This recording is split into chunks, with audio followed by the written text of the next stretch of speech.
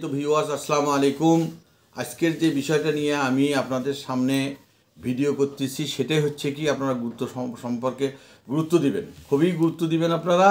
এটা হচ্ছে আপনার জমি যদি আপনি খারিজ বা নামজারি বা খারিজ একই কথা, খারিজ যদি না করেন তাহলে সেই ক্ষেত্রে আপনার কি কি অসুবিধা হতে পারে। আপনার জমি যদি আপনি কারো কাছ থেকে ক্রয় করে নেন, অর্থাৎ কারো কাছ থেকে আপনি কিনে নিলেন, অর্থাৎ ক্রয় করা সম্পত্তি, দেখা যাচ্ছে যে এক ব্যক্তির কাছ থেকে আপনি 3 বিঘা সম্পত্তি ক্রয় করে নিয়েছেন, অথবা 10% নিয়েছেন, অথবা 3% নিয়েছেন, অথবা 1% নিয়েছেন। এটা শ্রেণীভেদে জমির পরিমাণ কমও হতে পারে, বেশি হতে পারে। আপনি যতটুকুই ক্রয় করুন না কেন, এই সম্পত্তি যখনই আপনি ক্রয় করবেন দেখা যাচ্ছে যে একটা খতিয়ান মধ্যে একটা খতিয়ান নাম্বার দেখা যাচ্ছে 299 খতিয়ান নাম্বার। এই খতিয়ানটা কার নামে আছে? মজিবুর রহমানের নামে আছে। আপনি মজিবুর রহমানের কাছ থেকে আপনি নিজে আপনি আব্দুর রহিম অথবা আপনি আব্দুল আজিজ অথবা আপনি দেলোয়ার হোসেন ক্রয় করেছেন। আপনি ক্রয় যখন করলেন তার 30 বিঘা সম্পত্তির মধ্য থেকে আপনি 3 বিঘা বা 1 বিঘা জমি ক্রয় করেছেন। আপনি যতটুকুই ক্রয় করেন না কেন আপনার এই জমিটা খারিজ করিয়ে নিতে হবে, কেননা তার নামে জমিটা বেষ্টিত রয়েছে, অর্থাৎ তার নামে বিদ্যমান ভলিউমে রয়েছে, সিএস এবং আরএস বা এসএ খতিয়ান অনুযায়ী তার নামে রয়েছে, বা বর্তমান বিডিএস খতিয়ান অনুযায়ী তার নামে রয়েছে। তো এখন আপনি এই 3 বিঘা জমি ক্রয় করেছেন। এই 3 বিঘা জমি এখন যখনই আপনি ক্রয় করলেন, আপনি রেজিস্ট্রি অফিসে যখনই আপনি গেলেন, রেজিস্ট্রি অফিসে গিয়ে আপনি তার কাছ থেকে ক্রয় করে নিলেন। সে হচ্ছে দাতা, আপনার হচ্ছে গৃহীতা। গৃহীতা বলতে যে মনে করেন যে কেনে সে গৃহীতা, আর যে বিক্রি করে সে হচ্ছে দাতা। যার ফলে আপনি যখনই ক্রয় করলেন আপনি তখন রেজিস্ট্রি অফিস থেকে একটা সার্টিফাই করে তুলবেন, অর্থাৎ রেজিস্ট্রি অফিসে আপনি রেজিস্ট্রি করলেন তখন আপনার কিন্তু একটা নকল পাবেন। যখনই দেখুন না কেন নকলটা, আপনি নকলটা উঠানোর পর অথবা দলিলও যদি আপনি করেন, দলিলই করলেন, দলিল করার পর দলিলটা যদি 1 বছর বা 1.5 বছরের মধ্যে ওঠে, ওই দলিলটা নিয়ে গিয়ে আপনি সরাসরি আপনাদের ভূমি অফিস, ইউনিয়ন পরিষদ অফিসে ভূমি কর্মকর্তার কাছে যাবেন, অর্থাৎ তহসিলদার যে তার কাছে যাবেন, গিয়ে বলবেন যে ভাই আমি সম্পত্তিটা ক্রয় করেছি, এই সম্পত্তিটা এখন আমি নিজ নামে খারিজ করিয়ে নেব। তখন কিন্তু তহসিলদার সাহেব বলবে যে কোন খতিয়ান, এত খতিয়ান, খতিয়ান নাম্বার বের করে দেখা যাবে ওখানে 30 বিঘা বা 40 বিঘা জমি আছে, বা 10 বিঘা আছে, বা 7 বিঘা আছে, কিন্তু আপনি মূলত ক্রয় করেছেন বিভিন্ন দাগ হইতে একটা দাগে 3 বিঘা জমি আপনাকে ক্রয় করেছেন। তো এখন তহসিলদার সাহেব কিন্তু প্রথম অবস্থায় আপনাকে বলবে যে আপনার 30 বিঘা সম্পত্তি খাজনা কত হয় এটা দিতে হবে। তখন তা আপনি আকাশ থেকে মাটিতে পড়ে যাবেন যে আমি জমি কিনলাম 3 বিঘা, 30 বিঘা সম্পত্তির কেন আমি খাজনা দেবো, বা 1 বিঘা জমি কিনেছেন, তো 30 বিঘা জমির খাজনা তো অনেক হতে পারে। তাই আপনি করবেন কি, তখন এই জিনিসটার জন্য আপনি প্রেয়ার দিবেন যে আমি খারিজ করব। খারিজ করার যখন আপনি প্রেয়ার দিবেন তখন এইটা কিন্তু আপনার বরাবর এসিল্যান্ড অফিসে ফরওয়ার্ডিং করে দিবে।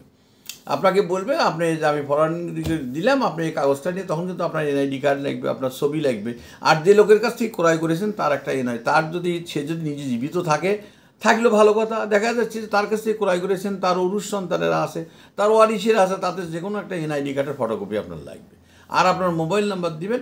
দিলে পরে তখন ফরওয়ার্ডিং করে দেবে এসিল্যান্ড অফিসে।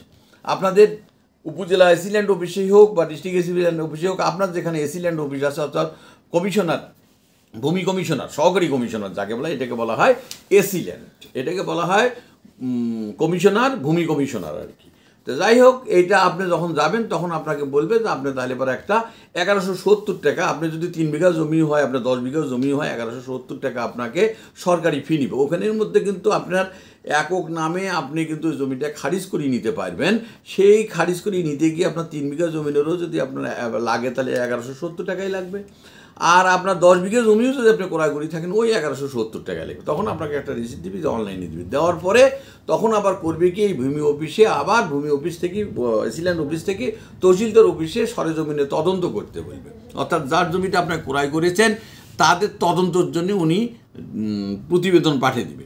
তখন উনি ওই তহসিলদার সাহেব ইচ্ছা করলে তদন্ত করতেও পারে, ইচ্ছা যদি না করে তা নাও করতে পারে। আর যদি মনে হয় যে না আমি তদন্ত করবো, সেই উনি সরজমিনে তদন্ত করলেই ক্ষতিটা কোথায়, আপনি মার কাছ থেকে ক্রয় করেছেন মজিবুর রহমানের কাছ থেকে, আপনার নাম কি দেলোয়ার হোসেন, আপনি কতটুকু জমি ক্রয় করেছেন, 3 বিঘা জমি ক্রয় করেছেন, ওই খতিয়ান ওনার জমি কতটুকু আছে, 30 বিঘা আছে, বা 40 বিঘা বা 50 বিঘা, অসুবিধা তো নাই। আপনার জমির দলিল আছে, উনি নাসিকের গেলেও তো কোনো সমস্যা নেই, উনি নাসিকের গেলেও কোনো সমস্যা নেই। তখন আপনি আপনার এই দলিল মূলে আপনি চ্যালেঞ্জ করে আপনি এটা জমি খারিজ করিয়ে নিতে পারবেন। এবং আপনি যখন খারিজ হয়ে গেল তখন কিন্তু তহসিলদার সাহেব আপনাকে রেসিডেন্ট অফিসে পাঠায় দিবে। তখন একটা 1 মাস বা 1.5 মাস সময় থাকে, একটা দিন ধার্য থাকে, একটা দিন পড়বে, সেই দিন অনুযায়ী আল্লাহ যদি আপনাকে হাতে বাঁচে রাখেন দিন অনুযায়ী আপনি যাবেন। যাওয়ার পরে আপনি জমিটা এখন উনি যাক বা না যাক, ওনাকে তো তহসিলদার অফিস থেকে ওনাকে নোটিশ দিবে আপনার একটা নামজারির জন্যে, আপনার এই যে অমুক নামজারি করতেছে, সম্পত্তি তো আপনার, আপনি বিক্রি করেছেন, হ্যাঁ তাহলে অমুক দিন আপনি আসেন, উনি জমিটা খারিজ করে নেবেন। উনি যদি গেল, আর যদি না যায় তাহলে উনি সিগনেচার করবে, অসুবিধা নেই। উনি তো আমি যেটা বিক্রয় করেছি সেটা বেশি তো অতিরিক্ত নিতে পারবেও না, আর এসিল্যান্ড সাহেব সেটা খারিজ করিয়েও দেবে না। আপনি যতটুকুই ক্রয় করেছেন যে দাগে যে খতিয়ান অনুযায়ী ততটুকু পরিমাণ জমি আপনার নামে নামজারি হবে, অর্থাৎ খারিজ হবে। এই জমিটা যখনই আপনি খারিজ করেন তখন আপনার এটা আবার আপনার তহসিল অফিসে পাঠিয়ে দিবে, দেওয়ার পর একটা হোল্ডিং নাম্বার পেয়েছে, ওই হোল্ডিং নাম্বারটাই আপনার একটা খতিয়ানভুক্ত হয়ে যাবে।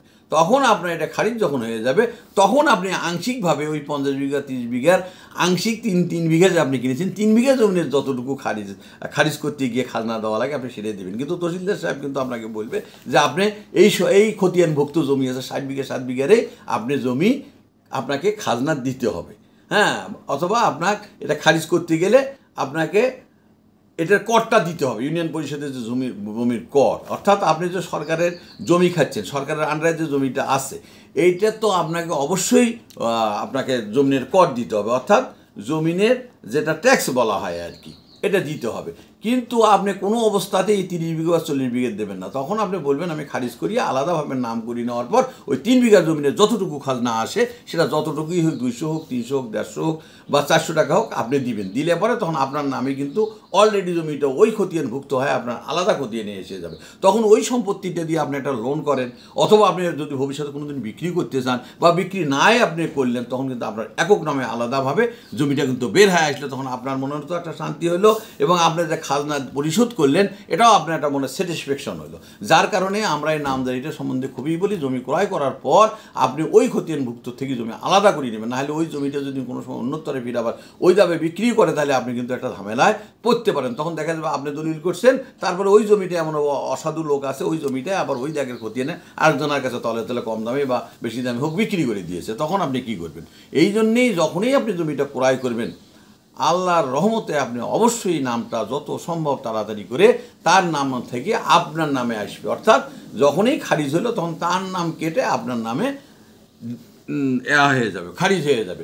তখন আপনার জমিটা সুন্দর মানে আপনার একটা জমিটার একটা আলাদাভাবে একটা এসে গেল, তখন আপনার কোনো অসুবিধা থাকার কথা নয়। তাই আপনারা যখনই জমি ক্রয় করবেন, আবারও বলছি, তখনই আপনার জমিগুলো যত সম্ভব তাড়াতাড়ি আপনার যোগাযোগ করিয়ে কোনো দালাল ধরতে হবে না, কোনো ব্রোকার ধরতে হবে না যে বলে না অমুকে, আপনি নিজের জমি আপনি নিজেই খারিজ করে নেবেন এবং আপনি অল্প পয়সায় খারিজ করিয়ে নিতে পারেন। যখনই আপনি দালাল ধরতে যাবেন 3000 টাকা যাবে, 6000 কন্ট্রাক্ট করবে, কোনো দরকার নেই। আপনার 1170 টাকা ওখানে জমা হবে, আর এই একটু আপনার হয়রানি প্রেশানি, তাতে অসুবিধা, আপনার নিজের জমি আপনি নিজে থেকে নিজে খারিজ করিয়ে নেবেন, সবচেয়ে এইটাই বেস্ট। তাই আপনারা এই খারিজ করতে, জমি ক্রয় করার পর খারিজ করতে কোনো কাল বিলম্ব করিবেন না। তাই আমি আশা করি আমাদের এই ভিডিওটা পর্যায়ক্রমে চলতেই থাকবে, আপনারা দেখতেই থাকেন। আমাদের হোয়াটসঅ্যাপ নাম্বার দেওয়া আছে, প্রয়োজন হোয়াটসঅ্যাপ নাম্বারে আপনারা কথা বলবেন, প্রয়োজনে আপনারা মেসেজ পাঠাবেন, যে কোনো বিষয়ে আমার কাছ থেকে পরামর্শ আপনারা নিতে পারেন। ইনশাআল্লাহ আমি আপনাদেরকে সঠিকভাবে পরামর্শ দেব, এই আশাবাদ ব্যক্ত করে আপনাদের সুস্বাস্থ্য কামনা করে আপনারা দীর্ঘজীবী হন এই বলে আমি শেষ করছি। শাহ মোহাম্মদ হারুন রশিদ হারুন, আসসালামু আলাইকুম।